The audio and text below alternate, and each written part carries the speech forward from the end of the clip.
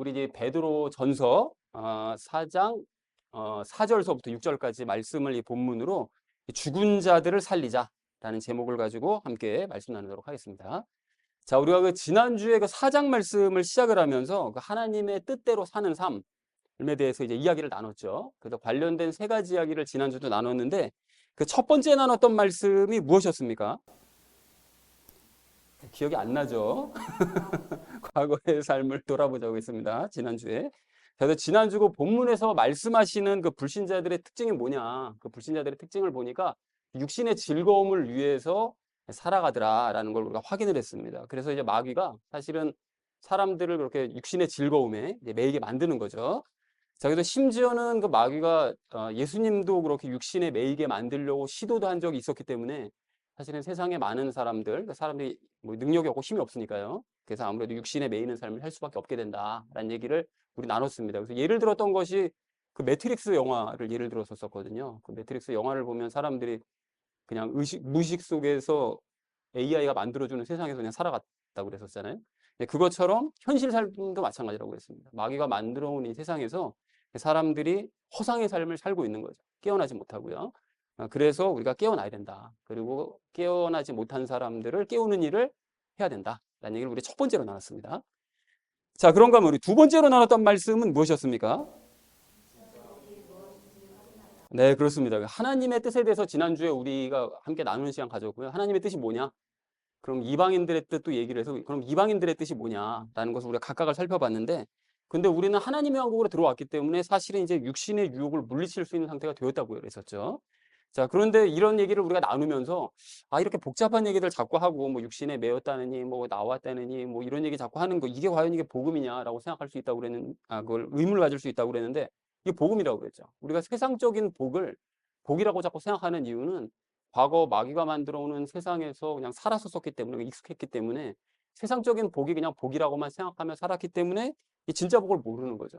근데 우리가 말씀을 먹어서 영적인 복이 진짜 복이라는 사실을 깨닫게 되면 눈이 밝아지는 거죠. 그래서 예를 들었던 것이 제자들이었습니다. 예수님의 12제자들은 성령님으로 거듭나기 전까지는 깨어나기 전까지는 그냥 세상에서 살아가면서 누릴 수 있는 복이 진짜 복인 줄 알고 살았던 거죠.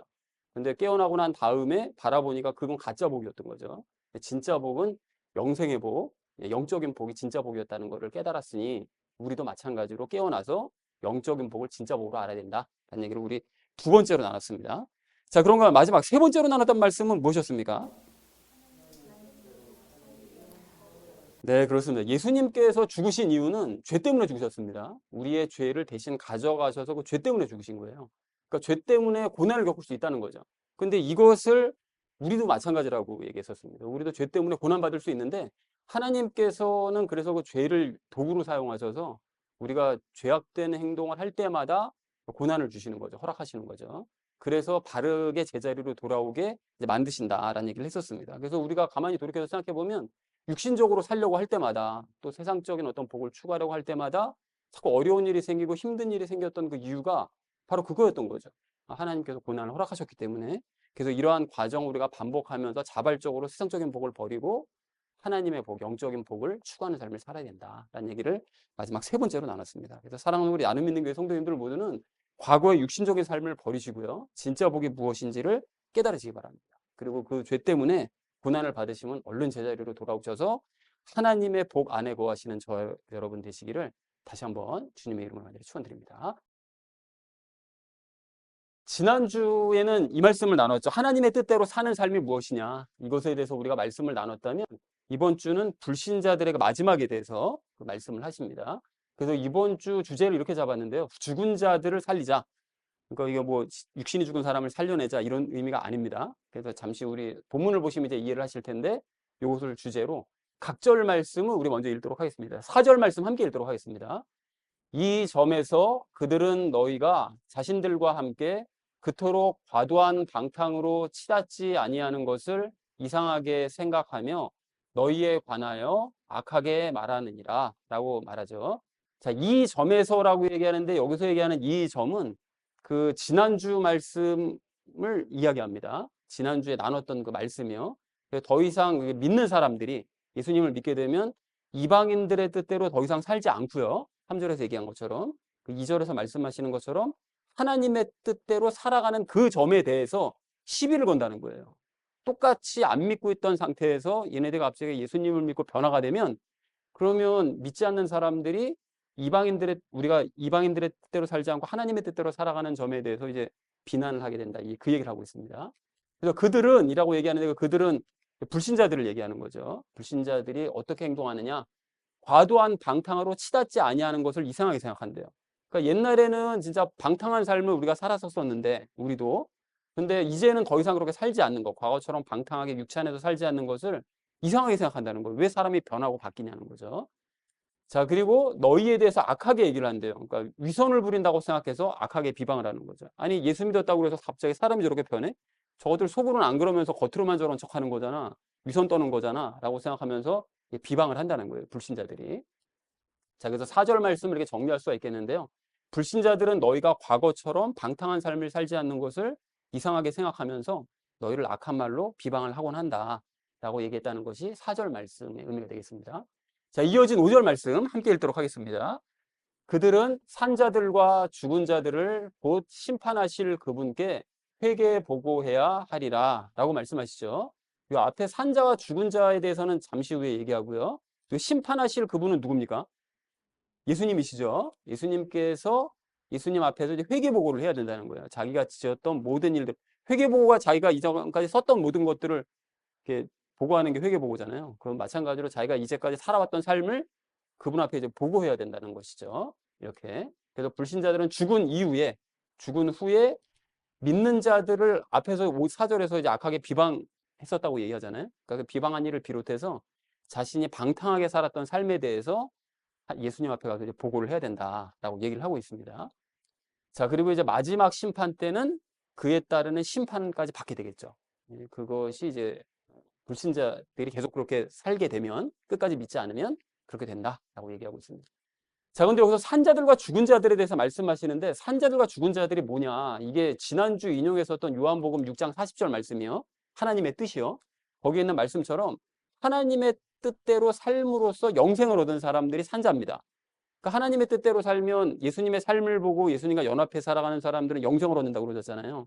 그러니까 영원한 생명을 얻는다고. 그러니까 하나님의 생명을 가진 사람들은 살아있는 사람들인 거예요. 영이 살아있는 사람들. 그리고 반대로 이제 죽은 자들은 지난주 3절에 있는 말씀처럼 이방인들의 뜻대로 삶으로써 세상 사람과 똑같이 삶으로써 영벌을 앞으로 이제 받을 사람들. 그래서 하나님의 생명을 가지지 못한 사람들. 그 영이 죽어 있는 사람들. 그 사람들을 가리킵니다. 자, 그래서 5절 말씀을 이렇게 전체적으로 정리를 해보자면 불신자들은 하나님의 생명을 가진 자들과 하나님의 생명을 갖지 못한 사람들을 구분해서 심판을 하실 예수님께 장차 회개 보고를 해야 될 거다. 자기가 행해왔던 모든 삶에 대해서 보고를 해야 될 날이 올 것이다. 라고 얘기했다는 것이 5절의 의미가 되겠습니다. 자, 마지막 6절 말씀 함께 읽도록 하겠습니다. 이는 이런 까닭에 복음이 죽은 자들에게도 선포되었기 때문이니 그들이 육체 안에서는 사람들을 따라 심판을 받으나 영 안에서는 하나님을 따라 살게 하려 함이라 라고 말씀합니다. 자, 이는이라고 얘기하는데 여기서 얘기하는 이는은 불신자들이 회개보고해야 된다고 그랬잖아요. 그러면 회개보고를 해야 되는 그 이유는 이런 겁니다. 회개보고해야 되는 이유가 뭐냐? 이런 까닭에 이런 까닭이라는 거는 요 밑에 하반절 두 절이요. 여기 보면 육체 안에서는 사람들을 따라 심판받지만 영 안에서는 하나님을 따라 살게 하시려는 그 까닭에 라는 그런 의미입니다. 하반절과 같은 삶을 살게 하시려는 까닭에 그 죽은 자들에게 복음을 선포하셨다는 거예요. 자, 그래서 여기 보면 복음이 죽은 자들에게 선포가 되었다고 얘기하는데 육신이 죽은 사람들에게 복음이 선포되었다는 뜻이 아닙니다. 사람이 죽어도 하나님께서 그들에게 죽은 사람에게 가서 복음을 선포하시느냐 이게 아니라는 그런 의미가 아니라는 거예요. 이게 지난주 말씀처럼 오해하면 안 됩니다. 지지난주인가요? 그때 보면 노아의 시대에 살던 사람들에게 복음을 전파 뭐 이런 얘기가 나오잖아요. 그러니까는 뭐 이게 죽은 사람에게도 복음 전파하신다는 거냐 이렇게 오해할 수 있는데 그게 아니라고 그랬죠. 여기서 얘기하는 죽은 사람들은 5절에 죽은 사람들을 얘기합니다. 아까는 5절에 죽은 사람들이 어떤 사람들이라고 그랬죠? 하나님의 생명이 없는 사람들, 즉 불신자들. 그러니까 불신자들에게도 복음이 선포되었다는 거예요. 그 의미입니다. 자, 그러니까 이거 다시 한번 정리를 해보자면 불신자들이 회개보고를 해야 되는 이유는 이렇게 육체 안에서는 사람들을 따라 심판받지만 영 안에서는 하나님을 따라 살게 하시려고 복음을 이미 선포를 그들에게도 하셨기 때문에, 그러니까 복음을 이미 들었기 때문에 그들이 복음을 듣고도 악한 일을 계속 저지르면 나중에 예수님 앞에 가서 회개보고를 해야 된다. 그런 의미라는 거죠. 이해가 되셨나요? 그런 의미입니다. 자, 그래서 육체 안에서는 사람들을 따라 심판을 받는다. 이거는 이제 육체가 죽는다는 뜻입니다. 그리고 영 안에서는 하나님을 따라 살게 하려고, 그러니까 영은 하나님과 연합해서 살게 하시려고. 이게 이제 복음이죠. 너희가 비록 육신은 죽지만 영은 하나님과 함께 살 수 있다. 이게 이제 복음입니다. 이런 삶을 살게 하시려고 복음을 선포하셨다는 거예요. 그런데 그걸 안 들으면 나중에 회개보고를 해야 된다라고 얘기를 하는 것입니다. 그래서 6절을 이렇게 정리할 수가 있겠는데요. 불신자들이 회개보고를 해야 되는 이유는 비록 육신은 죽으나 영은 하나님과 함께 살게 하시기 위한 그 복음을 이미 그들이 들었기 때문에 회개보고를 해야 될 수밖에 없다라고 얘기했다는 것이 6절의 의미가 되겠습니다. 자, 그래서 오늘 본문 말씀을 전체적으로 정리를 해보자면 이렇게 정리할 수 있겠는데요. 불신자들은 너희가 과거처럼 방탕한 삶을 자신들과 함께 살지 않는 것을 이상하게 생각하면서 너희를 악한 말로 비방을 한다. 그러한 불신자들은 산자와 죽은 자를 심판하실 예수님 앞에 가서 회개보고를 해야 될 거다. 불신자들이 회개보고를 해야 되는 그 이유는 비록 육신은 죽지만 영은 하나님과 함께 살게 하시기 위한 그 복음을 그들이 이미 들었기 때문에, 그런데도 거부했기 때문에 그들은 회개보고를 해야 될 수밖에 없다 라고 얘기했다는 것이 오늘 본문 전체의 내용이 되겠습니다. 말씀이 조금 어려웠죠. 말씀이 좀 어렵지만 전체적인 내용은 뭘 얘기하고자 하시는지는 이해가 되셨나요? 이해 못하셨어요? 이해가 되셨죠? 예. 자, 그래서 불신자들의 최후와 관련돼서 세 가지 이야기를 나눌 건데, 첫 번째는 믿는 자들과 불신자들의 그 특징에 대해서, 두 번째는 위와 같은 특징을 갖는 그 이유에 대해서, 그리고 마지막 세 번째는 하나님과 일을 하는 것에 대해서 이제 얘기를 나누도록 하겠습니다. 그래서 오늘의 결론이요, 죽은 자들을 살리자라는 것을 주제로 나머지 말씀은 삶에 적용하면서 말씀 나누도록 하겠습니다. 죽은 자들을 살려야 될 우리가 오늘 첫 번째로 함께 나눌 말씀은 믿는 자들과 불신자들의 특징을 알자는 것입니다. 여러분, 그 불신자들의 대표적인 특징이 뭘까요? 지난주에는 불신자들의 특징이 뭐라고 그랬죠? 불신자들의 특징이 육체의 메인 삶을 산다고 그랬잖아요.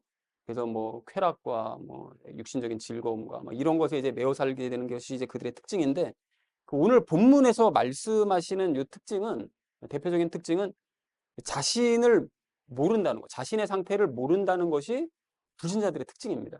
그러니까 그들은 스스로를 잘한다고 생각하는데 사실은 잘 몰라요.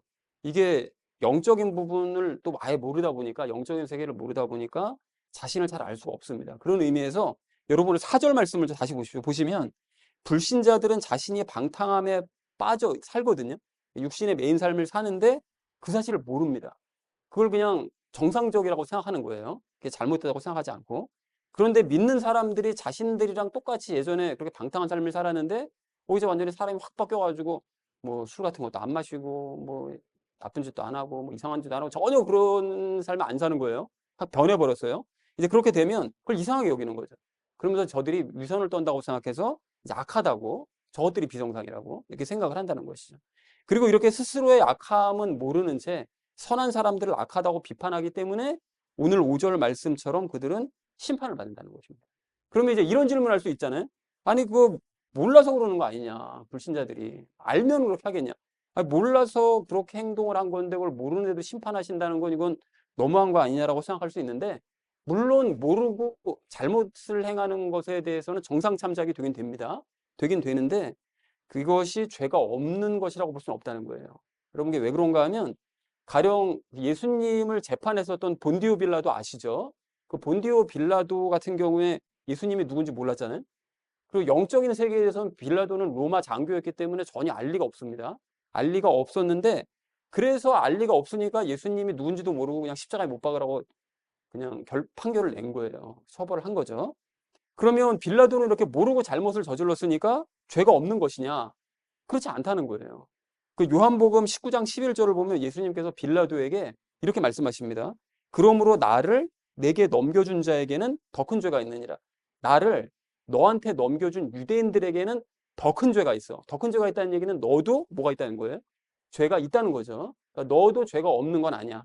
그런데 너보다 더 큰 죄가 있는 건 유대인들이야. 넘겨준 걔네들. 라고 얘기하시더라고요. 분명하게 모르고 잘못을 저질러도 그건 잘못이다. 라고 명백하게 말씀하시더라는 거죠. 그리고 사실 오늘 우리가 본문에서 잠깐 봤던 것처럼 불신자들은 자신의 잘못을 완전히 모르는 것도 사실은 아닙니다. 알긴 알아요. 왜냐하면 하나님께서 나중에 우린 전혀 몰랐는데요 라고 핑계를 대지 못하게 하시기 위해서 오늘 6절 말씀처럼 복음을 선포하세요. 그러니까 어떤 경로든지 살아가면서 하나님의 그 말씀, 복음이 무엇인지를 곁다리를 통해서라도 듣게 만드신다는 거예요. 어떤 방법으로든. 그러니까 불신자들이 복음에 대해서 전혀 모르느냐, 예수님이 죽었다는 사실조차 모르느냐, 알아요. 그리고 왜 죽으셨는지조차도 들은 것이기 때문에 압니다. 알기 때문에, 그런데 그들이 그것을 듣고도 복음을 거부하기 때문에 말도 안 되는 얘기하고 있어. 라고 거부를 하기 때문에 결국은 알고도 죄를 짓는 것이 되어서 오늘 5절 말씀처럼 심판 자리로 나아갈 수밖에 없게 된다는 것이죠. 이 안타까운 일인 거죠. 그런 의미에서 여러분 요즘 우리가 큐티하고 있는 이 사무엘 하 그 시작 부분에 등장하는 사울왕 있잖아요. 그 사울왕을 생각해 보시면 사울왕 같은 경우에는 악한 일을 정말 많이 행했습니다. 세상적으로는 악한 일한 게 없어요. 여기서 얘기하는 악한 일이라는 건 하나님과 함께하지 않는 건 악한 일들을 많이 했다는 것이죠. 그 가령 하나님께서 사무엘이 올 때까지 너 기다려야 돼 라고 분명히 말씀하셨거든요. 근데 그 말씀을 듣고도 어떻게 하죠?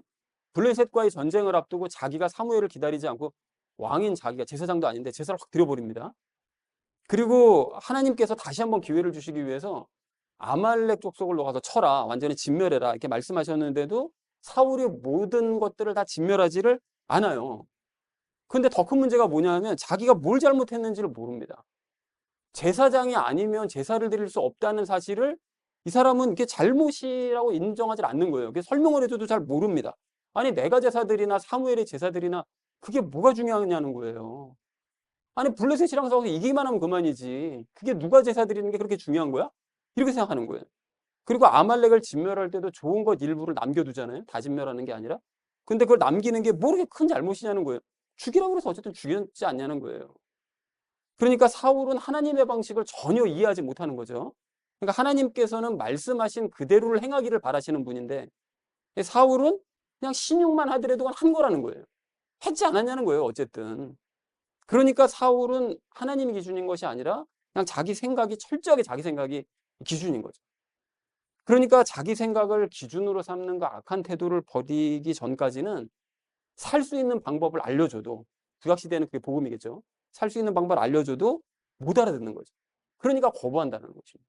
살 수 있는 방법을 거부하는 거예요. 그리고 그렇게 모르니까 자신이 악한 줄을 모르고 도리어 선을 행하는 다윗을 막 죽이려고 끝까지 괴롭히고 쫓아다니는 이런 일을 하면서도 그게 악한 일인지를 모르는 거예요. 그래서 결국은 심판을 받더라는 거죠. 그리고 정도가 조금 뭐 미약하긴 하지만 사울의 딸 미갈도 마찬가지죠. 우리가 얼마 전에 그 큐티한 것처럼 이 미갈은 하나님의 언약궤가 지금 예루살렘으로 들어오고 있잖아요. 그러면 그 중차대한 그 기쁜 행사에 동참하지 않습니다. 사람들은 다 나가서 기뻐하면서 뭐 환영했거든요. 근데 미갈은 왕궁 안에 남아 있어요. 창밖으로 내다보죠. 다윗을 쳐다보고 막 멸시합니다. 그렇게 되는 거예요. 그러니까 언약궤가 오는 게 왜 좋은 건지, 그게 왜 기쁜 일인지 공감이 되지 않는 거예요. 그러니까 창밖을 내다보면서 남편 그냥 욕이 나는 거죠. 하나님의 입장에서 생각해 보면 이 미갈의 이런 태도가 악한 거잖아요. 그러니까 나와서 기뻐하는 척이라도 하지는 못할 망정 선을 행하는 사람을 비방이나 하고 있으니 이게 잘못된 일인 거잖아요. 그런데 본인은 그게 잘못이라는 생각을 전혀 하지 않습니다. 그게 왜 잘못이냐는 거예요. 영적인 일에 대해 관심이 없다 보니까 그게 잘못이라는 걸 전혀 깨닫지 못합니다. 그래서 오직 그냥 남편 바지가 벗겨진 거 그냥 그거에만 주목하는 거예요. 그리고 왕인데 바지가 벗겨질 정도로 춤을 춰? 이거 악한 일이라는 거예요. 본인이 생각했을 때는. 그 왕으로서 아주 그냥 채통이 떨어지는 끔찍한 사고라는 거죠. 그래서 미갈은 자기가 이 땅에서 자식을 낳지 못하는 이런 심판을 받았고 그 상태로 계속 살았다면 죽고 난 이후에도 심판을 받았겠죠. 그럼에도 불구하고 미갈은 자기가 왜 심판받아야 되는지 전혀 깨닫지 못했을 거라는 것이죠. 자, 그러니까 이처럼 불신자들은 자신의 상태를 이렇게 모릅니다. 그러니까 영적인 일들을 모르니까 자기가 뭘 잘못하고 잘했는지를 모르는 거예요. 그리고 그 상태로 믿는 사람들을 이 비방까지 하다 보니까 결국 심판을 받을 수밖에 없다라는 사실을 확인할 수 있다는 것이죠. 자, 그렇다면 믿음을 가진 우리는 어떻게 해야 됩니까? 마땅히 그럼 믿지 않는 불신자들과는 반대되는 삶을 살아야 되겠죠. 그럼 반대되는 모습이 뭐냐? 자신의 상태를 잘 알아야 된다는 거예요. 그러니까 특히 자기가 뭘 잘못하고 있는지를 잘 알아야 된다는 것입니다. 요즘 말로 그걸 뭐라고 그러죠? 그 메타인지라고 그러죠. 메타인지가 잘 돼야 되는 거예요. 내 자신이 어떤 상태인가를 객관화시켜서 잘 볼 수 있는 그런 상태가 되어야 된다는 거죠. 그럼 자신의 잘못을 어떻게 잘할 수 있느냐? 이게 당연히 말씀 읽어야 됩니다, 여러분. 말씀을 읽어야 그때마다 찔림이 있고 그때마다 잘못한 부분에 대해서 반성도 하고 깨달아질 수 있다는 거죠. 말씀을 읽을 때마다 잘못이 깨달아진다고? 어떻게 그렇게 잘못을 많이 저지를 수가 있나 생각할 수 있는데 그게 정상입니다, 여러분. 우리의 육신이 중력에 늘 영향받으며 살잖아요. 지구의 이 땅에서 살아가는 동안에는. 그거 마찬가지로 우리의 영혼은 뭐에 영향을 받는다고요? 죄의 영향을 받으며 삽니다. 그러니까 아무 생각 없이 여러분 행동하며 살잖아요. 예수님 인식하지 않고 그냥 아무 생각 없이 하루하루의 삶을 살면 그냥 죄 따라 사는 거라고 보시면 거의 확실해요. 죄를 따라가서 산다는 거. 그런데 그것이 성경 말씀을 보다 보면 그동안 내가 이렇게 죄를 따라 살았네. 잘못 살았었네. 이게 눈에 보이는 거죠. 성경 말씀 볼 때마다. 그게 깨달아지는 거예요. 그래서 그 잘못들을 발견하면 즉시 이제 반성을 하고 예수님 앞에 가서 자백을 하고 용서를 받아야 됩니다. 예수님께서도 날마다 발 씻음 받아야 된다고 말씀하시잖아요. 그러한 일련의 과정들이 이게 심판인 거예요, 여러분. 작은 심판. 그러니까 심판석이 날마다 내 안에서 열리는 거죠. 그리고 나는 심판을 그때 받는 거예요. 그럼으로써 어떻게 됩니까? 깨끗해지는 거예요. 잘못은 저질렀지만 재판받고 나면 죄의 값을 치르고 나면 깨끗해지는 거잖아요. 마찬가지입니다. 날마다 내가 잘못한 것을 말씀을 통해서 깨닫고 반성하고 용서받으면 그때그때마다 깨끗해져 나가는 거예요. 그리고 그렇게 매 순간 심판을 받았기 때문에 우리는 죽은 이후에는 심판을 받지를 않는 것이죠. 매 순간 받아왔었기 때문에. 자, 그래서 이런 생각을 또 하실 수도 있거든요. 그럼 날마다 그렇게 말씀 보면서 자기 잘못이나 찾고 반성이나 하고 아니, 그런 삶이 게 무슨 기쁜 삶이고 그게 무슨 복음이냐 라고 여러분 생각하실 수 있는데 지난주에도 여러분 이거 말씀드렸죠. 복음이라고 하시는 그 단어에서 얘기하는 그 복은 이 세상 복을 뜻하는 것이 아니라 영적인 복을 뜻하는 것이라고요. 그러니까 이러한 과정을 거쳐서 내 잘못이 드러나고 반성해서 내 혼이 점차 깨끗해져 가면 죽은 이후에 심판이 없잖아요. 그럼 어디로 가요? 천국 가죠. 그리고 그 이후로는 새 육신 받죠. 그리고 새 예루살렘 들어가잖아요. 이게 복이라는 거예요. 이게 진짜 복이고 이걸 얻을 수 있다는 게 이게 복음인 거예요. 내가 뭐 이 땅에서 뭐 성경 말씀 보고 무슨 뭐 기도 열심히 했더니 이 땅에서 부자가 되고 뭐 건강하게 되고 무슨 뭐 자식이 잘 되고 뭐 내가 출세길이 열리고 이게 복이 아니라고요, 여러분. 그건 복이 아니에요. 영적인 복이 복이라는 거죠. 그게 복음입니다. 그리고 또한 혼이 깨끗해져 가면 갈수록 예수님과 더 가까워지고 친해지는 거잖아요. 그게 복인 거예요, 그게. 그런 영적인 복을 얻을 수 있다는 게 복이라는 것입니다. 그게 복음인 거예요. 그러니까 자기의 잘못을 깨닫고 반성하고 용서하는 이 과정, 요 자체가 복이라기보다는 요 과정 후에 얻는 게 이게 복인 거죠. 그죠? 그리고 그 복음을 아는 사람들은 자신의 잘못을 깨닫고 반성하는 이 과정을 힘들어하지 않습니다. 요게 지나고 나면 내가 진짜 복을 받을 걸 아니까. 이걸 괴로워하지 않는다는 거예요. 그러니까 복음의 과정 중에 살아가는 거죠. 그러니까 사랑하는 우리 나눔 믿는 교회 성도님들 모두는 성경을 통해서 자신을 봄으로써 자신에 대해서 잘 깨달으시기 바랍니다. 그리고 자신의 잘못을 깨닫고 반성하고 용서받으시기 바랍니다. 그래서 죽은 이후에 심판을 면하시는 저와 여러분 되시기를 주님의 이름으로 간절히 축원을 드립니다. 죽은 자들을 살려야 될 우리가 오늘 두 번째로 나눌 말씀은 이유를 알자는 것입니다. 여러분 우리가 앞에서 방금 적용 1에서 나눈 것이 믿는 자들과 믿지 않는 자들 특징이 뭐냐 각각을 우리 나눠봤었죠. 그러니까 자기의 상태를 아느냐 모르느냐 이게 특징이 있다고 그랬습니다. 그런데 믿는 자들과 그럼 믿지 않는 자들이 왜 이렇게 정반대되는 특징을 갖는 거냐? 여러분 그게 분명한 이유가 있는데요. 지난주 말씀에 답이 있습니다. 지난주 3절 말씀을 보면 이방인들의 뜻에 대해 말씀을 하시거든요. 이방인들의 뜻이 뭐라고 했느냐면 하나님의 뜻과는 반대되는 거. 하나님의 뜻은 뭐죠? 예수님의 삶을 보고 하나님과 연합해서 영생을 얻는 것. 그것이 하나님의 뜻이라고 그랬죠. 이방인들의 뜻은 그거 완전히 반대입니다. 세상을 보고 세상과 연합해서 결국 영벌을 받는 것. 그것이 이방인의 뜻이라고 이제 얘기를 했었죠. 자, 그런데 불신자들이 자신의 상태를 전혀 알지 못하는 특징을 가지는 이유가 바로 이거라는 거죠. 불신자들은 세상 사람들이 살아가는 모습을 봅니다. 그리고 그 사람들과 연합해서 그들과 똑같이 살기 때문에 자기가 그 죄악 가운데 들어가서 있다는 사실을 모르는 거예요. 그러니까 자기 자신이 어떤 상태라는 걸 모르는 거죠. 그러니까 세상 사람들이 악을 행하며 살면 그게 그냥 정상적인 삶이고 그냥 이렇게 사는 것이 맞구나. 뭐 딴 사람들 거짓말하면 그냥 같이 거짓말하고 또 악한 일 하면 그냥 악한 일 하면서 남들도 다 이렇게 사는데 뭐 라고 생각하다 보니까 자기가 뭘 잘못하고 있는지를 전혀 깨닫지를 못하는 거죠. 자, 그러다가 하나님의 뜻대로 사는 사람들을 이제 보면 자신과는 완전히 다른 삶을 사는 것이 막 눈에 보이는 거잖아요. 그러다 보니까 그들이 악하다고 거꾸로 이제 비난하는 거죠. 저것들 위선 떠는 거라고. 가식적으로 행하는 거라고 비판을 오늘 4절 말씀처럼 비판한다는 거죠. 그런 의미에서 적용 1에서 언급했던 미갈을 여러분 다시 한번 좀 생각을 해보시면 그 미갈이 세상을 기준으로 삶을 살았던 사람이었거든요. 영적인 것에 관심 없이. 특히 좀 더 구체적으로 말씀드리자면 자기 아버지 사울 왕이 딸이었던 미갈에게는 기준입니다. 근데 그 기준으로 이제 아버지를 기준으로 다윗을 생각해 보면 그 다윗이 언약궤 갖고 올 때요. 그 금으로 도금한 그 조그만 한 1m밖에 안 되는 바로 그 상자요. 그거 하나 가져오면서 그렇게 미친 듯이 기뻐하는 다윗의 행동이 이게 어리석게 그지없어 보이는 거예요. 아니, 저까지 게 뭐라고? 저 갖고 온다고 저렇게 기뻐해? 이렇게 되는 거예요. 특히나 이제 왕이 채통머리 없이 백성들 앞에서, 그것도 여종들도 있는 앞에서 그냥 아주 미친 듯이 그냥 춤을 추다가 바지가 벗겨졌잖아요. 이제 그것이 어떻게 그런 왕이 돼가지고 그런 짓을 할 수가 있냐는 거예요. 말도 안 되는 짓을. 그건 왕으로서 아주 추악한 일이라는 거죠. 그러니까 아버지는, 자기 아버지는 왕으로서 그런 일을, 그런 어리석은 짓을, 그런 악한 짓을 행한 적이 없다는 거예요.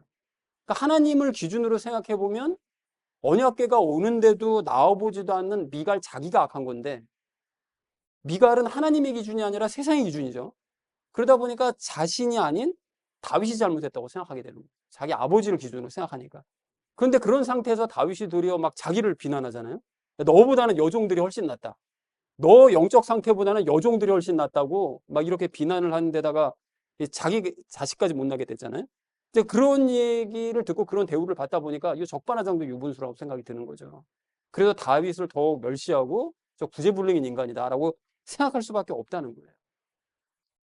이렇게 세상을 기준으로 살아가면 하나님 때문에 기뻐하는 사람이 도저히 이해가 되지 않는 거죠. 이해를 할 수가 없고 하나님께 징계를 받을 때도 이게 내가 왜 징계를 받아야 되는가 이해하지 못하니까 억울할 수밖에 없는 거죠. 그래서 여러분 무엇을 기준으로 삼고 살아가는지가 이게 이렇게나 중요한 겁니다. 무엇을 기준으로 삼고 사느냐에 따라서 세상을 바라보는 눈이 180도 달라질 수 있다는 거예요. 그리고 오늘 5절 말씀을 보시면 이렇게 세상을 기준으로 살아가는 사람들을 그래서 성경에서 뭐라고 말씀하시느냐, 하나님께서는 죽은 자라고 말씀하십니다. 이방인들의 뜻, 즉 세상 사람들이 살아가는 모습을 보고 세상 사람들과 연합해서 살아가는 사람, 똑같이 살아가는 그런 사람들은 생명이 없는 죽은 사람이라는 거예요. 그럼 하나님께서는 그렇게 생명이 없는 사람들을 그냥 내버려 두시느냐? 그렇지 않습니다. 오늘 6절 말씀처럼 돌이킬 기회를 주시는 거예요. 그 사람들이 복음을 받아들일 수 있도록 복음을 듣게 만드신다는 거죠. 하지만 이런 사람들 대부분이 하나님께서 주시는 기회를 안 받죠. 그래서 말씀을 통해서 말씀해 주시려고 하면 성경을 안 보고요. 사람을 통해서 복음을 들게 하려고 하면 사람 말을 안 듣습니다. 그러니까 결국은 안 듣고 거부하다가 심판을 받는 자리로 나아가게 된다는 거죠. 근데 이와는 달리 믿는 사람들은 이방인들의 뜻이 아니라 하나님의 뜻대로 사는 거죠. 방금도 말씀드렸던 것처럼 요한복음 6장 40절 말씀이요. 그러니까 예수님의 삶을 보고 하나님과 연합한 삶을 삶으로써 영생을 얻는 삶을 사는 거예요. 그러니까 하나님의 생명을 가지고 사는 거죠. 이제 그리고 그렇게 하나님과 함께 살아가는 거잖아요. 그러다 보니까 적용 1에서 말씀드렸던 것처럼 그런 사람들은 자기 잘못이 무엇인지를 분명히 알아요. 남들이 내가 너 이거 잘못이잖아, 저게 잘못이잖아 얘기하지 않더라도 성경 말씀을 보면서 기도하면서 자기가 뭘 잘못하고 있는지를 깨닫습니다. 아는 거예요. 그러니까 좀 더 정확하게 말씀드리면 세상의 기준이 아니라 하나님과 그분의 말씀이 기준이기 때문에 무엇이 옳은 건지 하나님께서 무엇을 잘못했다고 하시는지를 분명하게 알고 산다는 거죠. 그래서 수시로 반성하면서 하루하루를 살아가는 거예요. 그래서 여러분 지난주에 우리 큐티 나눴던 거 다윗을 보면 다윗이 딱 그랬잖아요. 처음에 언약궤를 예루살렘으로 가져오려고 했었을 때 다윗이 굉장히 들떴거든요. 이게 왜 그렇게 들떴을까요? 언약궤는 곧 하나님의 말씀, 하나님의 임재를 상징하기 때문에 그것이 예루살렘, 자기 성 옆으로 오게 되면 하나님과 내가 좀 더 가까워진다라는 그런 기분 때문에 굉장히 기뻐했겠죠. 그런 기대감 때문에 언약궤를 옮겨오고 있었었는데 언약궤를 옮겨오는 도중에 누가 죽습니까? 우사가 죽어버리잖아요. 하나님께서 우사를 죽여버리셨죠, 그때. 그래서 다윗이 그때 기분이 팍 상했습니다. 그게 사무엘하 6장 8절을 보니까 다윗이 불쾌했다 이렇게 표현을 해요. 굉장히 불쾌했다. 그러니까 기쁘고 좋은 날이잖아요. 언약궤가 예루살렘으로 가는 제자리를 찾아가는 이 기쁘고 좋은 날, 하나님께서는 왜 멀쩡한 사람 죽이셔가지고 분위기 다 엉망진창으로 만들어 놓으시냐는 거예요. 인간적으로 생각하면 그게 맞는 생각이죠. 맞는 말이죠. 그래서 다윗이 하나님께서 언약궤 옮기는 거 좋아하지 않으시나 보다. 화가 났습니다. 화가 나가지고 그렇게 생각하고는 오벳 에돔이라는 사람의 집에 언약궤를 맡겨놓고는 그냥 와버렸어요. 예루살렘을 돌아와 버립니다. 그러면 다윗이 그럼 언약궤를 옮기는 걸 포기하고 그냥 내버려두고 말았느냐? 그러지 않았죠. 그게 오벳 에돔의 집에 언약궤가 가 있는 그 3개월 동안 다윗이 무슨 일을 했는지를 추정해 볼 수 있는 것이 있는데, 그 역대상 말씀을 찾아보니까요. 역대상 말씀을 보니까 다윗이 하나님을 기준으로 이 상황을 다시 생각해 봤다는 걸 추정할 수가 있는 거죠. 왜 하나님께서는 그렇게 기쁜 날 뜬금없이 화를 내셨을까? 왜 그 좋은 날 사람을 죽이셨을까? 그럼 하나님께서 도대체 원하시는 건 뭘까? 이걸 고민한 거죠. 그래서 그것을 알려면 말씀 봐야지 싶어서 성경을 찾아본 거예요. 언약궤에 대해서 찾아본 거죠. 찾아봤더니 역대상 15장을 보니까 다윗이 언약궤 운반법이 잘못됐다는 것을 발견하게 된 거예요. 야, 우리가 이거 소수레에 실어 나르는 이런 황당무계한 짓을 했다. 그러니 하나님께서 화가 나시지. 그게 방법이 옳은 게 아니라 제사장이 옮겨야 되는 거였어 라는 것을 깨닫고 사람들에게 그걸 얘기를 합니다. 그러니까 이거 우사가 잘못한 게 맞았구나. 그리고 그렇게 상황이 되도록 내버려둔 나도 잘못한 것이었구나 라는 사실을, 잘못을 깨닫습니다. 말씀을 통해서 자기의 잘못을. 그리고는 말씀을 기준으로 모든 일을 다시 준비해요. 처음부터 다시 차곡차곡 준비해서 언약궤를 옮겨오는 일을 행합니다. 그런데 그렇게 말씀에 따라 행하니까, 여기 중요한 거예요. 언약궤 운반에 아무런 문제가 없는 거예요. 다윗이 그래서 이게 너무 기쁜 거거든요. 말씀대로 행하니까 모든 일이 잘 되는구나. 이걸 체험한 거예요. 굉장히 중요한 진리를 발견한 거예요. 하나님의 말씀대로 행하니 아무런 문제 없이 일이 형통하게 되는구나. 말씀을 기준으로 자기 자신을 고치고 바른 방향으로 나아가면 형통하게 되는구나.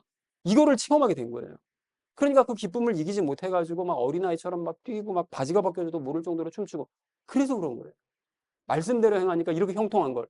이걸 몰랐네. 진짜 놀라운 진리를 발견했는데 이렇게 된 거죠. 그래도 그 기쁨을 주체하지 못해서 어떻게 하죠? 예루살렘으로 돌아와서 백성들에게 막 비싼 고기 막 떡 같은 거 다 나눠주잖아요. 막 기쁘니까 그런 거예요. 기쁘니까 다 백성들에게 다 나눠주고 집으로 들어올 때도 막 룰루랄라 하면서 막 들어온 거죠. 너무 기쁘니까요. 여러분, 이게 하나님을 기준으로 살아가는 사람이요, 말씀을 기준으로 살아가는 사람의 모습입니다. 세상을 기준으로 살아가는 사람들의 눈으로 보면 저게 왜 기쁘지? 도저히 이해가 되지 않고 위아해할 수밖에 없지만, 거꾸로 말씀을 기준으로 살아가는 그런 사람은 세상 사람들이 이해하지 못하는 기쁨이 있는 거예요. 하나님을 알아가는 기쁨이요. 말씀대로 살아갔을 때 모든 일이 잘 되는 바로 그 기쁨이요. 그 진리를 깨닫는 바로 그 형통한 기쁨이요. 이걸 아는 거죠. 그리고 이런 사람들을 성경에서 그래서 뭐라고 그러신다고요? 오늘 5절 말씀을 보니까 그런 사람이 바로 산자래요. 살아있는 사람이라는 거예요. 진짜로 살아있는 사람. 그래서 예수님의 삶을 보고 하나님과 연합해서 살아가는 이런 사람이 하나님의 생명을 가진 산자라는 거예요. 그래서 이런 사람은 당연히 심판을 받지를 않습니다. 다른 잘못을 하더라도 심판을 안 받아요. 이 모든 하나님과 함께 살아간다는 그 특권 때문에. 자, 그렇다면 우리 자신을 좀 돌아봤으면 좋겠는데요. 여러분, 오늘 우리가 적용 1에서는 믿는 사람과 믿지 않는 사람들의 특징을 살펴봤잖아요. 그리고 지금 이 시간에는 그 특징이 각각 그렇게 나타날 수밖에 없는 이유에 대해서 나눴는데, 그렇게 나눈 결과 나 자신을 돌아봤을 때 나는 지금 산자입니까? 죽은 자입니까? 여러분, 내가 산자가 맞다면 나는 예수님을 기준으로, 즉 말씀을 기준 삼아서 삶의 순간순간을 내가 지금 옳은 일을 하고 있나 아니냐 판단하며 살고 있습니까? 아니면 세상을 기준으로 내 삶을 판단하며 살고 있습니까? 여러분, 가령 다윗처럼 하나님께서 내가 무슨 일을 했더니 화를 내시는 게 느껴질 때가 있잖아요. 하나님께서 지금 좋아하지 않으시는 것 같은 느낌이 딱 들 때가 있단 말이죠. 그러면 그렇게 될 때 다윗처럼 왜 그러면 이런 것을 싫어하시는 거지?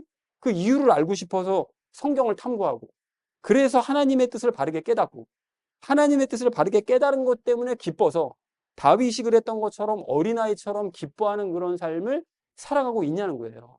아니면 하나님의 뜻 같은 건 관심도 없고 오직 세상적인 기준으로 판단해서 하나님은 별것도 아닌 거 가지고 승질내고 그래, 이러면서 하나님 세상 뜻 가지고 하나님을 판단하고 있지는 않냐는 거예요. 또한 내가 산자가 맞다면 말씀을 통해서 깨달은 대로 행했더니 모든 일이 형통하게 되는 것을 체험하고 있습니까, 여러분? 아니면 이런 일을 전혀 체험하지 못하고 있습니까? 그리고 내가 산자가 맞다면 하나님의 뜻대로 행함으로써 형통해지는 기쁨을 가지고 일주일의 삶을 살다가 예배 시간에 참석해서 어린아이처럼 기뻐하는 그런 마음으로 춤을 출 듯이 기뻐하며 찬양을 하고 있습니까? 아니면 기쁜 마음은커녕 괴로운 마음만 잔뜩 짊어지고 예배 시간에 참석해서 아멘조차 제대로 하지 못하고 있습니까? 또한 내가 산자가 맞다면 다윗이 블레셋 사람들과 싸웠을 때 그랬던 것처럼 하나님께 여쭙잖아요. 그러니까 일을 시작할 때마다 늘 하나님께 여쭌으로써 하나님의 능력, 그분의 능력을 체험하면서 형통한 그런 체험을 하면서 살아가고 있습니까? 아니면 세상 사람들과 똑같이 지내면서 내 지식과 내 경험만 의지하면서 하루하루의 삶을 살아가고 있습니까? 사랑하는 우리 나눔 믿는 교회 성도님들 모두는 마땅히 하나님의 뜻대로 사시기 바랍니다. 즉 예수님의 삶을 보시고 예수님과 연합해서 하나님의 생명을 가지고 사시자는 거예요. 그래서 하나님을 기준으로 세상을 바라보고 하나님을 기준으로 세상 삶을 살자는 거죠. 그래서 다윗처럼 하나님의 능력을 체험하면서 사시고 다윗처럼 어린아이처럼 그렇게 기뻐하는, 하나님을 기뻐하는 삶을 사는 저와 여러분 되시기를 주님의 이름으로 간절히 축원을 드립니다. 자, 죽은 자들을 살려야 될 우리가 마지막 세 번째로 나눌 말씀은 하나님과 함께 일하자는 거예요. 여러분 그 적용 1과 적용 2에서 이제 말씀을 드렸던 것처럼 하나님께서는 불신자들이 마음대로 살도록 내버려 두지 않으십니다. 너는 어차피 나 안 믿으니까 그냥 뭐 네 살고 싶은 대로 살아. 그냥 관심도 안 가질래. 우리 하나님 이런 분 아니시죠. 끝까지 기회를 주십니다. 끝까지. 그래서 오늘 5절 말씀처럼 불신자들이 하나님을 전혀 모르는 상태로 살다가 심판을 받지 않도록 6절 말씀처럼 하나님 따라 살게 하시려고 하나님의 생명이 없는 죽은 자들에게 복음을 선포하신다는 거예요. 그래서 산자로 만드시려고 하신다는 거죠. 그런데 여기서 중요한 점이 있는데요. 그렇게 복음을 선포하실 때 하나님께서는 그 사람에게 가셔서 그 사람 귀에 들리도록 복음을 믿어야 돼. 막 울리는 뭐 에코소리 막 들리도록. 이렇게 말씀하시지 않으시고요. 믿는 자들을 통해서 말씀하신다는 거예요. 항상. 여러분 이게 성경을 읽어보면 그렇잖아요. 하나님께서는 모든 일을 다 하실 수 있잖아요. 그리고 직접 가셔가지고 믿지 않는 사람들에게 야, 내가 하나님이야. 믿어야 돼, 너. 이렇게 말씀하시면 좋을 것 같은데 그렇게 안 하시고요. 그렇게 하실 수 있음에도 불구하고 그렇게 안 하시고 예수님께서 보시면 알잖아요. 공생의 사역을 하실 때 어떻게 하셨죠? 당신이 직접 가서 복음을 전하실 수 있음에도 불구하고 제자들을 세우셔서 복음을 전하게 하시잖아요. 그죠? 그리고 그 이유를 승천하신 이유는 어떻게 하시죠? 사도들을 세우셔서 사도들로 하여금 예루살렘과 유대와 사마리아까지 가서 복음을 전하게 하시죠. 그리고 그 이후로는 누굴 세우십니까? 바울을 세우셔서 온 세계에 믿지 않는 이방인들에게 복음을 선포하게 하시는 일을 하신다는 거예요. 그런 식으로 해서 지금까지 복음이 전해진 거거든요. 2000년 전부터 지금까지 복음이 전해졌고 지금부터 세상 끝날 때까지도 우리 하나님께서는 사람을 통해서 복음을 전하는 일을 계속 하실 것입니다. 그런데 그 믿는 사람들, 복음을 전해야 될 사람들이 누구냐? 그게 바로 우리라는 거예요. 다른 사람이 아니라, 목사가 아니라 우리 모두라는 거죠. 여러분 그러니까 우리는 사도들을 따라서 또 신앙 선배들을 따라서 복음을 전하는 사람이 되어야 됩니다. 그래서 여러분 그 베드로전서 지난 그 3장 15절에서도 뭐라고 말씀하셨죠? 온유함과 두려움으로 전할 말씀을 예비해 두라고 말씀하시잖아요. 그 일을 너희가 해야 되는 거야. 딴 사람이 아니라. 라고 말씀하신다는 것이죠. 그런 의미에서 여러분 알아두셔야 될 말씀이 있는데 경각심을 좀 갖기 위해서 여러분 에스겔서 33장이거든요. 근데 내용이 좀 깁니다. 이거 좀 여러분 한번 길지만 한번 들어보세요. 사람의 아들아, 에스겔을 하나님께서 부르시는 거예요. 에스겔을 부르시면서 내 백성의 자손들에게 말하고 그들에게 이르라. 백성에게 얘기하라는 거예요. 내가 칼을 가져다가 어느 땅 위에 임하게 할 때, 그러니까 어떤 땅을 내가 치려고 할 때 그 땅의 백성이 자기 지역에서 한 사람을 취하여 자기들의 파수꾼으로 세운다 하자. 그러니까 그 사람들이 망하기는 싫으니까 파수꾼을 세웠어요. 그래서 칼이 그 땅 위에 임하는 것을 그가 보고 나팔을 불어 백성에게 경고하되 어떤 사람이 나팔 소리를 듣고도 경고를 받아들이지 아니하므로 칼이 임하여 그를 제거하면 그의 피가 그의 머리로 돌아가리라. 그러니까 하나님께서 전쟁을 일으키시는데 파수꾼이 올라가서 경고를 했어요. 근데 대비를 안 했네요. 그래서 망했어요.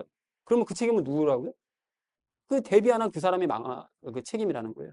그런데 그가 나팔 소리를 듣고도 경고를 받아들이지 아니하였은즉 그의 피가 그에게 돌아가려니와 경고를 받아들이는 자는 자기혼을 건지리라. 근데 경고를 받아들여서 피한 사람 또는 대비한 사람은 살아날 수 있다는 거예요. 그러나 칼이 임하는 것을 파수꾼이 보고도 나팔을 불지 아니하여 백성의 경고를 받지 못하였으므로 칼이 임하여 그들 가운데서 어떤 사람을 취하면 그는 자기 불법들 가운데 제거되었거니와 그의 피는 내가 파수꾼의 손에서 요구하리라. 무슨 소리인지 아시겠죠? 파수꾼이 경고를 받고도 전쟁이 일어날 걸 알면서도 나팔을 안 불어서 사람들이 죽었다. 그러면 죽은 사람들은 자기 죄 때문에 물론 죽긴 죽는 거지만 그에 대한 책임을 누구에게 물으시겠다고요? 파수꾼에게 물으시겠다는 거예요. 너 왜 안 불었어? 하나님께서 물으시겠다는 거예요. 그러면서 그 이후에 하나님의 말씀에 대해 얘기하십니다. 오 사람의 아들아, 이와 같이 내가 너를 이스라엘의 집에게 파수꾼으로 세웠나니 그러므로 너는 내 입에서 나오는 말을 듣고 내게서 나온 것으로 그들에게 경고할지니라. 내가 사악한 자에게 말하기를 오 사악한 자야, 네가 반드시 죽으리라 할 때 네가 그 사악한 자에게 말로 경고해서 그의 길에서 떠나게 하지 아니하면 그 사악한 자는 자기 불법 가운데 죽으려니와 그의 피는 내가 내 손에서 요구하리라. 이거 무슨 얘기인지 아시겠죠? 에스겔에게 말씀 전하게 하셨는데 에스겔이 안 전했어요. 그래서 이 사람이 심판받아서 죽어버렸네요. 그러면 하나님께서는 물론 죄 때문에 그 사람이 죽은 거지만 그에 대한 책임을 누구에게 묻겠다고요? 에스겔 너에게 묻겠다는 거예요. 그런데 그럼에도 불구하고 내가 그 사악한 자에게 그의 길에 대해서 경고하고 그 길에서 돌이키게 하였으되 그가 자기 길에서 떠나 돌이키지 아니하면 그는 자기 불법 가운데 죽으려니와 너는 내 혼을 건졌느니라. 근데 너가 내가 얘기한 대로 가서 잘 전했어? 근데 얘가 안 받아들여서 그래서 죽었어? 그러면 얘는 심판받는 거지만 너는 그에 대한 책임은 없어. 라고 명확하게 말씀해 주신다는 거예요. 그러니까 어떤 사람이 복음을 듣고 심판을 받으면, 듣지 못하고 심판을 받으면 1차 책임은 그 사람에게 있지만 전하지 않아서 그 사람을 죽도록 심판받도록 만든 책임이 나에게도 있다는 거예요. 나에게도. 그러니까 하나님께서 명령하심에도 불구하고 복음을 전하지 않아서 그 사람이 심판받으면 그에 대한 책임을 나에게 묻겠다는 것입니다. 그러면 이런 생각할 수 있잖아요. 아니 우리가 왜 책임을 져야 돼요? 예수님 믿는 우리가. 라고 생각하시 펄쩍 뛸 수도 있는데 여러분 그 예수님께서 마태복음 28장 19절 20절에서 마지막으로 명령하시면서 마태복음이 끝나잖아요. 그걸 뭐라고 말씀하셨죠? 그러므로 너희는 가서 모든 민족들을 가르치고 그들에게 아버지와 아들과 성령의 이름으로 침례를 주며 무엇이든지 내가 너희에게 명령한 모든 것들을 준수하도록 그들에게 가르치라.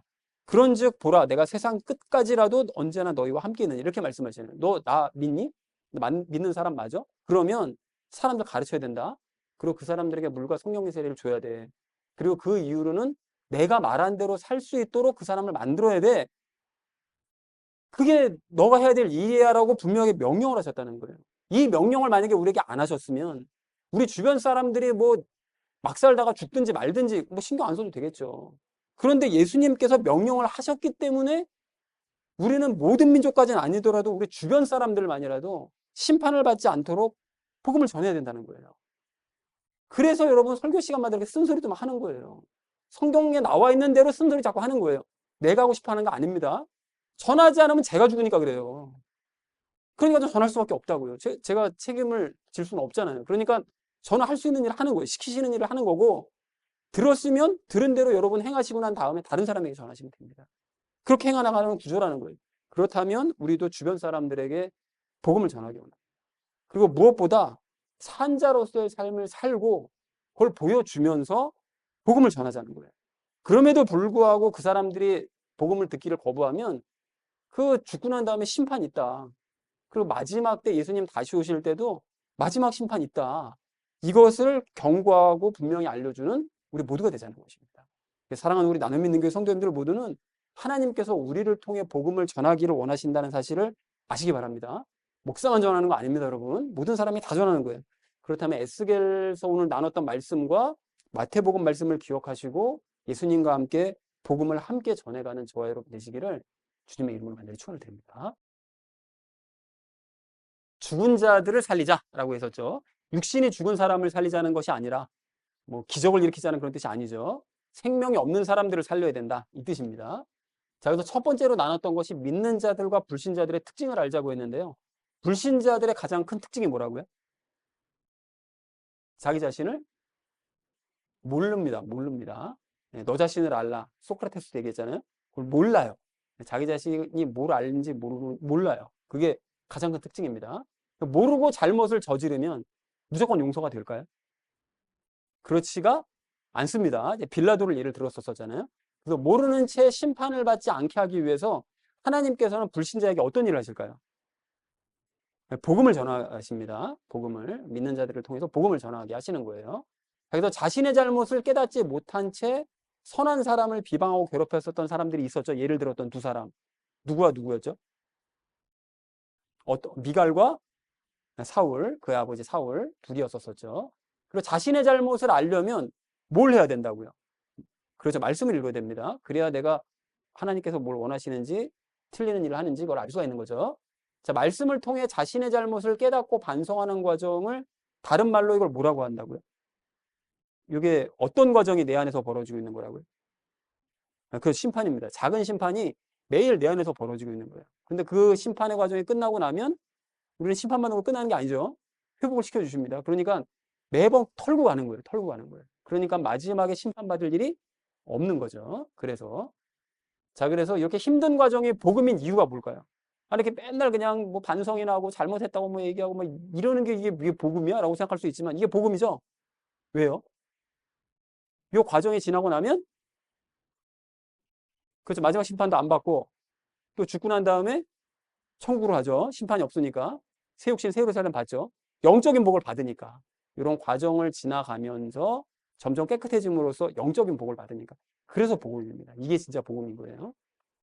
그래서 성경을 통해 자신의 상태를 바르게 알고 반성하고 용서받아서 심판을 면하는 우리가 되자라는 얘기를 첫 번째로 나눴습니다. 우리 두 번째로 나눴던 것이 이유를 알자고 했었죠. 불신자들이 자신의 상태를 모르는 이유는 무엇을 기준으로 삼기 때문에? 세상의 기준이기 때문에. 다른 사람은 다 그렇게 사니까. 나도 그 기준 삼아 사니까 자신의 상태를 모르는 거죠. 자신의 아버지를 기준으로 삼아서 다윗을 비난했던 여인의 이름 미갈이었죠. 미갈이었습니다. 그래서 세상을 기준으로 사는 사람을 오늘 본문에서는 뭐라고 표현하실까요? 그런 사람이 어떤 사람이다? 죽은 자다라고 얘기를 하십니다. 죽은 자라고. 살아있지만 죽은 자.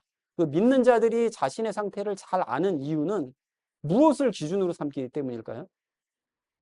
말씀이 기준이죠. 하나님과 그분의 말씀이 기준이기 때문에 자기네 상태를 잘 압니다. 하나님께서 가만두시질 않으세요. 너 잘못했잖아 이거. 너 이번에 또 실수했지. 이런 거를 가르쳐 주신다고요. 근데 그거를 호되게 혼내시면서 가르쳐 주시는 것이 아니라 부드러운 말씀으로 가르쳐 주십니다. 깨닫게 만드시는 거예요. 그래서 내가 잘못했구나라는 것을 스스로 깨닫게 만들어 주시는 거죠. 자, 그래서 다윗이 자신의 잘못과 하나님께서 원하시는 방식을 발견한 건 무엇을 봤기 때문이었을까요? 뭘 봤기 때문에? 말씀을 봤기 때문에. 그래서 이게 언약궤 옮기는 방식이 완전 잘못된 거구나. 우사가 언약궤를 함부로 짚는 건 이건 제사장도 못할 일인데 그걸 한 거였구나라는 거를 말씀을 봤기 때문에 깨달은 거죠. 그래서 다윗이 특히나 더 기뻐했던 이유가 있다고 그랬죠. 중요한 거라고 그랬죠. 왜 더 기뻐했죠? 왜 기뻐했어요? 말씀대로 행했더니 그래서 형통하게 되는 거예요. 일이 잘 된 거예요. 그거를 발견한 거죠. 이게 우리 모두가 발견해야 될 진리입니다. 하나님의 말씀대로 행했더니 일이 잘 돼. 이걸 깨달은 거예요. 그러니까 기뻐할 수밖에 없었던 거죠. 자, 그래서 말씀을 기준으로 사는 사람을 오늘 본문에서는 뭐라고 표현하신다고요? 산자다라고 표현하십니다. 그래서 하나님의 생명을 가지고 말씀을 기준으로 삶으로써 하나님의 능력을 체험하고 어린아이처럼 기뻐하는 삶을 사는 우리가 되자라는 얘기를 두 번째로 나눴습니다. 자, 마지막 우리 세 번째로 나눴던 것이 하나님과 함께 일하자고 했었죠. 하나님께서는 죽은 자들을 내버려 두실까요? 아닙니다. 끝까지 기회를 주세요. 끝까지. 자, 그러면 하나님께서는 죽은 자들을 위해 뭘 하실까요? 복음을 전하십니다. 복음을. 그런데 하나님께서는 그 일을 누구를 통해 하실까요? 믿는 사람들을 통해 하십니다. 바로 우리를 통해서 그 일을 하시는 거죠. 자, 그래서 하나님께서 명령하시는데도 전하지 않으면 어떻게 될까요? 그 책임을 져야 됩니다. 그에 대한 책임을 우리에게 물으세요. 그렇다고 해서 뭐 구원 탈락 이런 것까지는 아니겠지만 그거에 합당한 책임을 물으신다는 거예요. 그래서 주변 사람들에게 전해야 됩니다. 명령을 받았기 때문에. 자, 그래서 하나님께서 우리를 통해 복음을 전하심을 알고 사한자로서의 삶을 살면서 복음과 심판을 전하자라는 것이 우리 마지막 세 번째로 나눴던 말씀이었습니다. 사랑하는 우리 나눔 믿는 교회 성도님들 모두는 믿는 자들과 믿지 않는 자들 특징을 아시고요. 그들이 왜 각각 그런 특징을 가질 수밖에 없는 이유도 아시고요. 그래서 그것을 아시는 상태로 하나님과 함께 주변 사람들에게 복음을 증거하시는 저와 여러분 되시기를 주님의 이름으로 간절히 축원드립니다.